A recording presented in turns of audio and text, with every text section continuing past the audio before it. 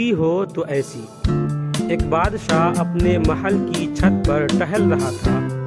ٹہلتے ٹہلتے اس کی نظر محل کے نزدیک گھر کی چھت پر پڑی، جس پر ایک بہت خوبصورت عورت کپڑے سکھا رہی تھی۔ بادشاہ نے اپنے ایک باندی کو بلا کر پوچھا، کس کی بیوی ہے یہ؟ باندی نے کہا، بادشاہ سلامت، یہ آپ کے غلام فیروز کی بیوی ہے۔ بادشاہ نیچے اترا۔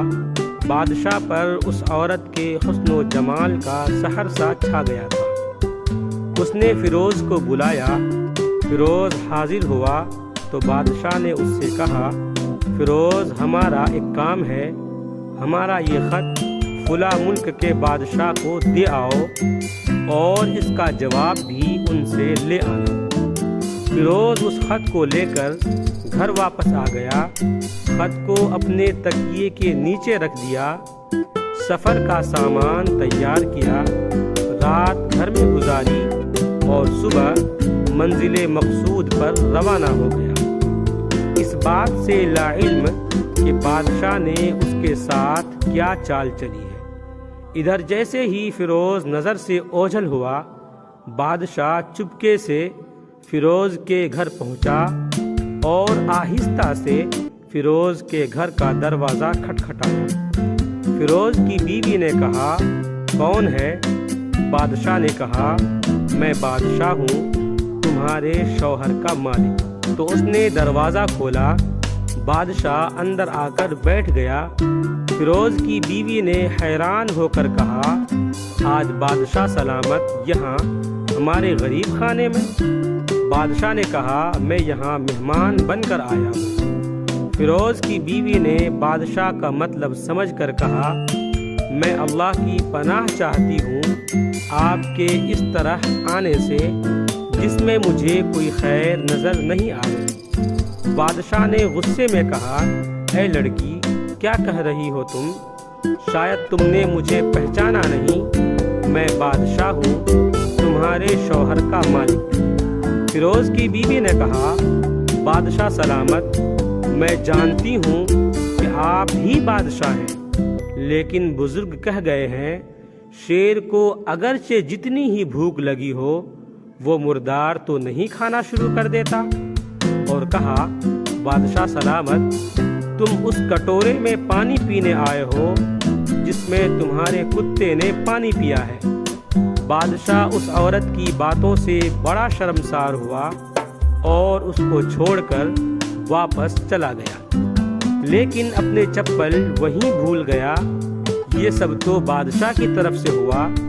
اب فیروز کو آدھے راستے میں یاد آیا کہ جو خط بادشاہ نے اسے دیا تھا وہ تو گھر پر ہی چھوڑ آیا ہے۔ اس نے گھوڑے کو تیزی سے واپس موڑا اور اپنے گھر کی طرف لپکا۔ فیروز اپنے گھر پہنچا تو تکیے کے نیچے سے خط نکالتے وقت اس کی نظر پلنگ کے نیچے پڑے بادشاہ کے نالین یعنی چپل پر پڑی، جو وہ جلدی میں بھول گیا تھا۔ فیروز کا سر چکرا کر رہ گیا اور وہ سمجھ گیا کہ بادشاہ نے اسے سفر پر صرف اس لیے بھیجا تاکہ وہ اپنا مطلب پورا کر لے۔ فیروز کسی کو کچھ بتائے بغیر چپ چاپ گھر سے نکلا۔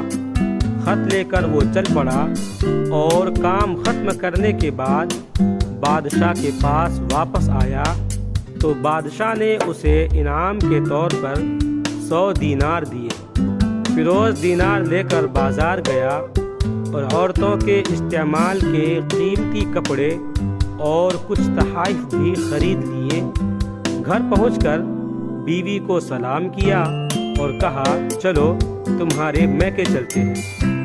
بیوی نے پوچھا، یہ کیا ہے؟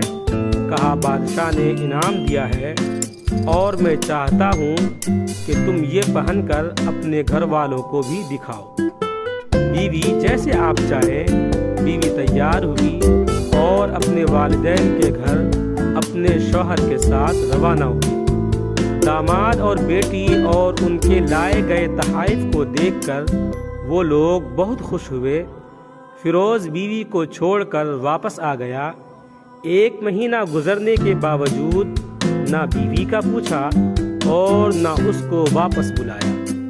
پھر کچھ دن بعد اس کے سالے اس سے ملنے آئے اور ان سے کہا، آپ ہمیں اپنی بہن سے غصے اور ناراضگی کی وجہ بتائیں یا پھر ہم آپ کو قاضی کے سامنے پیش کریں گے۔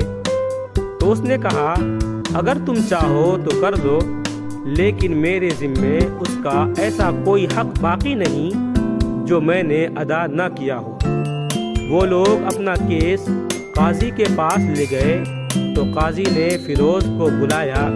قاضی اس وقت بادشاہ کے پاس بیٹھا ہوا تھا۔ لڑکی کے بھائیوں نے کہا، اللہ بادشاہ سلامت اور قاضی صاحب کو صحیح سلامت رکھے۔ قاضی صاحب، ہم نے ایک سرسبز باغ، درخت پھلوں سے بھرے ہوئے اور ساتھ میں میٹھے پانی کا کنواں اس شخص کے حوالے میں دیا تھا۔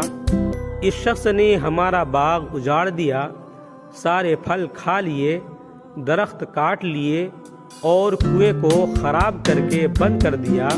قاضی فیروز کی طرف متوجہ ہو کر پوچھا، ہاں تو لڑکے، تم کیا کہتے ہو اس بارے میں؟ فیروز نے کہا، قاضی صاحب، جو باغ مجھے دیا گیا تھا وہ اس سے بہتر حالت میں نے اسے واپس کیا ہے۔ قاضی نے پوچھا، کیا اس نے باغ تمہارے حوالے ویسی ہی حالت میں واپس کیا ہے جیسے پہلے تھا؟ انہوں نے کہا، ہاں ویسی ہی حالت میں واپس کیا ہے، لیکن ہم ان سے باغ واپس کرنے کی وجہ جاننا چاہتے ہیں۔ قاضی نے کہا، ہاں فیروز، تم اس بارے میں کیا کہنا چاہتے ہو؟ فیروز نے کہا، قاضی صاحب، میں باغ کسی بغض یا نفرت کی وجہ سے نہیں چھوڑا، بلکہ اس لیے چھوڑا کہ ایک دن جب میں باغ میں آیا اس میں نے شیر کے پنجوں کے نشان دیکھے تو مجھے خوف ہوا کہ شیر مجھے کھا جائے گا، اس لیے شیر کے اکرام کی وجہ سے میں نے باغ میں جانا بند کر دیا۔ بادشاہ جو ٹیک لگائے ہوئے یہ سب کچھ سن رہا تھا اٹھ کر بیٹھ گیا اور کہا، فیروز، اپنی باغ کی طرف امن اور مطمئن ہو کر جاؤ۔ اللہ کی قسم، اس میں کوئی شک نہیں کہ شیر تمہارے باغ آیا تھا، لیکن وہ وہاں پر نہ تو کوئی اثر چھوڑ سکا اور نہ کوئی پتا توڑ سکا اور نہ ہی کوئی پھل کھا سکا۔ وہ وہاں پر تھوڑی دیر رہا اور مایوس ہو کر لوٹ گیا، اور خدا کی قسم، میں نے کبھی تمہارے جیسے باغ کے گرد لگے مضبوط دیواریں نہیں دیکھی۔ فیروز اپنے گھر لوٹ آیا اور اپنی بیوی کو بھی واپس لے لیا۔ نہ تو قاضی کو پتہ چلا اور نہ ہی کسی اور کو کہ ماجرا کیا ہے۔ کیا خوب بہتر ہے اپنے اہل و عیال کے راز کو چھپانا کہ لوگوں کو پتہ نہ چلے، اپنے گھروں کے بھید کسی پر ظاہر نہ ہونے دیں۔ ویڈیو اچھا لگے تو لائک کریں، کمنٹ کریں، شیئر کریں، اور اس طرح کے اور بھی ویڈیوز حاصل کرنے کے لیے اس چینل کو زیادہ سے زیادہ سبسکرائب کریں۔ آپ تمام لوگوں کا بہت بہت شکریہ ہوگا۔